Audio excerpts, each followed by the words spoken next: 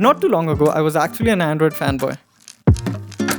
And had you asked me back then if I would ever buy a MacBook along with an iPhone, along with an iPod and AirPods that I actually lost, I would have laughed at both you and myself. At myself because it was beyond reach for me, and at you because I was a GSM Arena person. Oh, you don't know what a GSM Arena person is? This is GSM Arena, a tech website, and you can find specifications for almost every other smartphone on this website. When I was younger, when I was a teenager, I used to go through this website and buy heart specifications for almost every other smartphone that was coming out. I was a hardcore tech YouTuber back then, and see, I wasn't very misguided.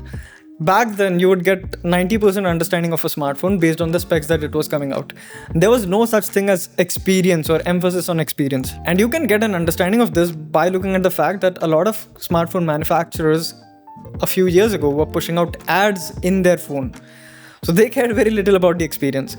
There was that era where smartphone manufacturers were pushing out specs as much as they could because that's what a lot of people cared about.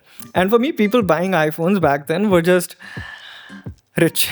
I used to look at the spec sheet for an iPhone and then I would compare that to a mid-range Android phone and I would be left puzzled. Why are people buying this? Why are they spending so much money on such ordinary specifications? I mean, I had heard about the fact that iPhones or Apple products in general were a lot more optimized.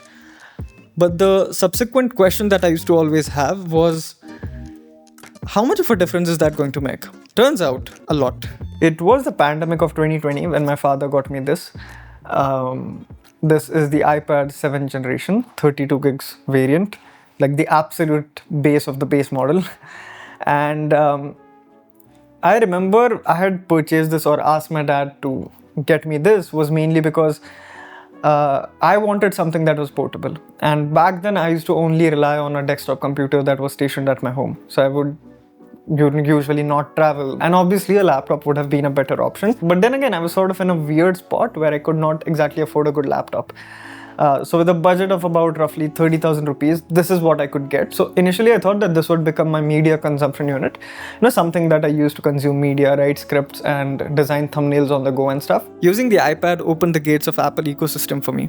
But then again, even though I was very much impressed by the product, I understood what the hype was all about, it was still not enough for me to go beyond my reach and spend money on an Apple product, right? And the purchase decision would get so tricky when I would have two options at the same price. One that is massively better in terms of specs, and the other one is not so impressive on the spec sheet, but then there is just something odd going on about it. And for a person who was generally trying to squeeze as much value as I could from the money that I was paying, the specs were still very important to me because the next purchase that I made in 2021 was a Windows laptop. It was arguably one of the most important purchases that I was going to make because I had just gotten a job and I was still editing videos on a low spec desktop computer and it was not helping at all. So when I started making some money from a full-time job, I decided to invest in a good computer because that was the most important tool that I was ever going to use. For context, my job was as a video editor. So yeah, having a good and capable computer was really important for me. And I remember Apple had just launched the M1 MacBook at that point. I had a budget of roughly 1,10,000, again on EMI. And so I was very sensitive about the money that I was putting in. So on one end, I had the MacBook Air, which featured only 8 gigs of RAM and an M1 processor, which was again promising, but I didn't have experience with it. The other options that I had was buying a Windows laptop. And at 1,20,000, Windows laptops were offering i7 12th generation, almost double the RAM, double the storage option, and a dedicated graphic card. So even back then, I decided not to buy the MacBook Air and opted in for a Windows laptop, almost at the same price. And that was a mistake. So this is the Windows laptop that I had purchased. And it's by Asus. I think this is the it's the gaming Asus TUF Gaming F15. And again, really promising on the spec sheet, but did not perform as expected. A lot of the ports of this laptop have basically just stopped working. And I mean, it still works, but it's very laggy, very choppy. The softwares that I use on this laptop, which is Premiere Pro, DaVinci, and After Effects. They just don't work as well on this. The EMI tenure for that laptop was not even complete, and the laptop had already slowed down significantly. The editing performance had dropped. It was frustrating. I was constantly annoyed by the crashes and all of that. And the laptop just could not hold on to the promises that it had made. Few months later, I decided I had to invest in a better machine. And so I decided to take a bigger leap this time around. I realized that I don't want to compromise anymore because, again, this is the tool that is bringing me money. So I decided to take a big leap and invest in a MacBook Pro. Again, the amount at that point after the student discount was 1,75,000. And that was just enormous. Like, it was so enormous that purchasing that machine was like a big headache for me because my credit card did not have or did not support that limit. It has now been 4 years of me using this machine that costed me an unimaginable amount. And I swear, this is the best investment I've ever made in my life. 4 years, there has been no stutter, there has been no lag, there has been no major issue per se. And this has just been such a reliable unit. I've edited 4K videos on it, multiple timelines stacked on each other. I've used Premiere, I used DaVinci, I've used After Effects on it. And my God, the way the MacBook Pro has performed has just been a tight slap on my younger self's face. The 18, 19-year-old kid who used to brag about specifications and judge devices on the basis of specifications would have been pretty irritated by now. I purchased this device as an asset, and the return on investment on this device has been just crazy. I can measure the money that I've made using this laptop, but then again, the other part, the confidence, the reliability, and a certain paradigm shift in the way I approach editing and in the way I look at editing tools has just... that stuff is actually beyond measure. There was this one instance. So basically, I was using this iPad and I went to my terrace. So I used to roam around my terrace a lot, and I think someone called me or something, and so I kept the iPad on the terrace and came downstairs, and then I just forgot about it for the next 2 days. So then 2 days later I started searching for the iPad and I couldn't find it. Then I realized that the iPad must have been on the terrace, and the moment I realized that the iPad is actually on the terrace since the last 2 days, the horror started to creep up in my head. 2 days that the iPad was on terrace, it had rained, there was a moment of intense heat. I was very scared. Like, I was calculating all the costs that I have to put into. Like, I was sure that this iPad is not going to turn up. And then I walk up and I just pick the iPad up. It was alive. The only damage that happened, I'm not sure if you guys can see it, but if you can see it on the edges, there's a bit of screen bleeding right at the bottom. So that is the only damage that happened on this iPad. But other than that, the iPad has been working like phenomenally fine. And it was crazy. Like, how can an electronic device survive that? I was blown away with the quality of the iPad. And of course, I had to get this one. This is not my first iPhone. This is the iPhone 15 Plus. My first iPhone was actually the iPhone 12. And again, I had purchased that as an investment because I was making a lot of videos at that point, and no smartphone, I don't know about now because I'm very disconnected from current tech. But back then, no smartphone was coming close to what the iPhone was doing in terms of video performance. So I purchased the iPhone 12 for that. It served me really well. In fact, I would have still been using that iPhone had I not broke it into pieces, which again is a different story for a different video. When it broke, I had to make another purchase decision, which is my next daily driver, or which is my next phone going to be. And it was non-negotiable that I was going to buy an iPhone. So I did get the iPhone 15 Plus, and again, never regretted it. There have been a few lags here and there after the update, but then again, like, I don't care so much about it. I can't complain too much about it. The iPhone for me is a very boring product because from where I came from, where I used to have a lot of Android devices lying around, because I used to review a lot of tech products. So I was in that process of buying an Android phone, reviewing it, selling it. I used to do a lot of customization on these phones. And when I look at those devices, what they had to offer, the iPhone is a completely different product within itself.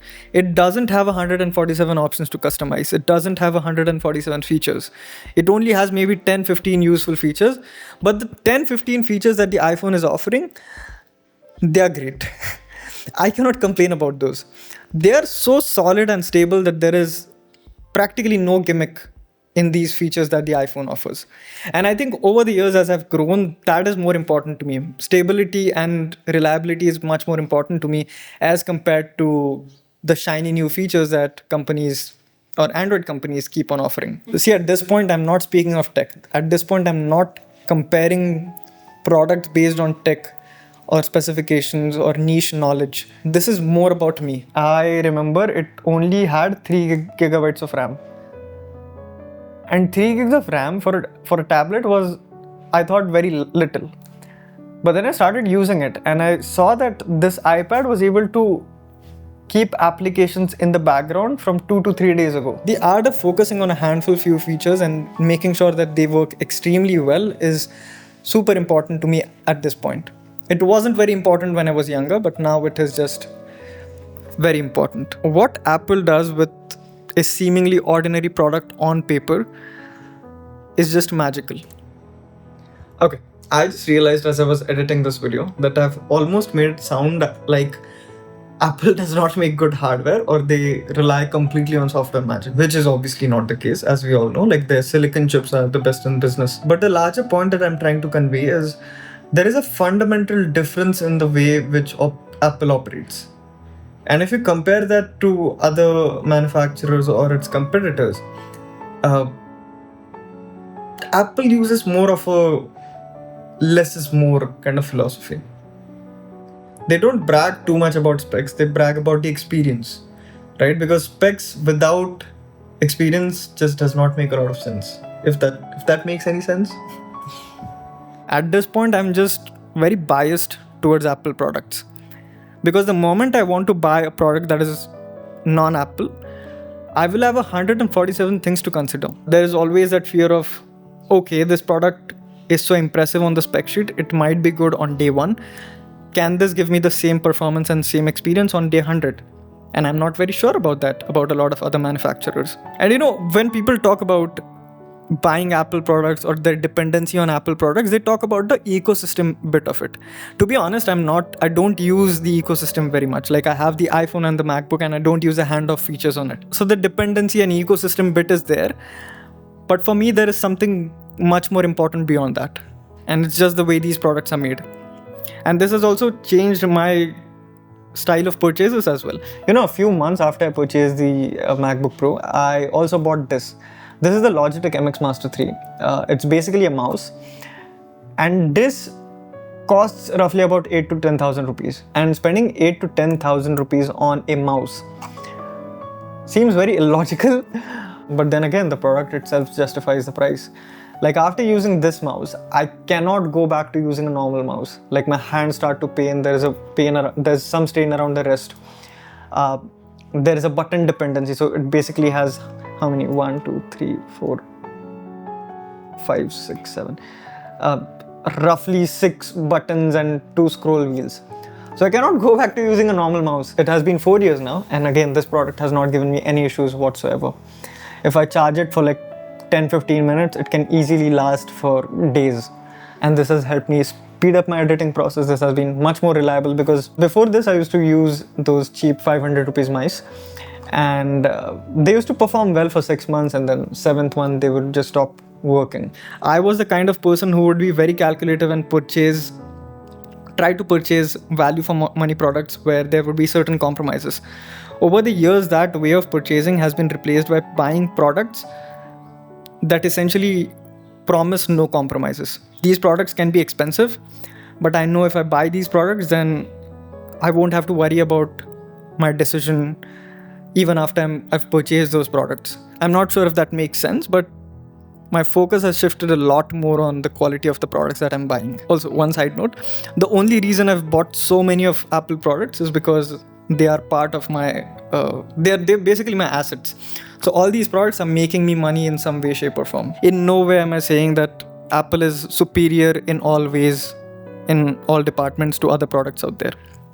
This has just been my experience. I just wanted to talk about how buying products from a certain brand has shifted my way of thinking and has affected and influenced my future purchase decisions as well, even when that brand is not involved.